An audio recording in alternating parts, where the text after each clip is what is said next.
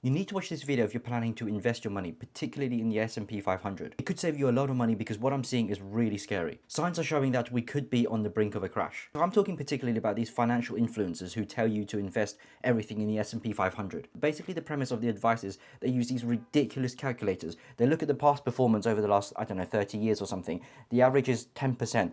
And this, if you invest a couple of £1,000s every single month, assuming that 10% and extrapolate it into the future for the next 30, 40 years, that you have millions at the end of 30 or 40 years. The underlying assumption is that any downturn is only going to last a short term. As long as you're willing to hold long enough, you're basically guaranteed to get those returns. And I just wanted to say it doesn't work like that, and the signs are here for a big correction. So best-selling author and former derivatives trader Nassim Taleb talks about this specifically. Basically, he says that we cannot use inductive reasoning to make predictions of stock market performance in the future. And what he means by inductive reasoning is taking past performance and then just extrapolating that into the future, even if you're taking something over a period of 30, 40 years. But to keep things short, you're not looking at the performance of all possible reasonable indexes in that entire time frame. You're looking at basically the best performing one over the long term with hindsight. Because if you go back early in the history of the S&P 500, there were many other options that were deemed as safe investments that performed similarly. So post World War I, you could have invested in the German stock market, but had you done that,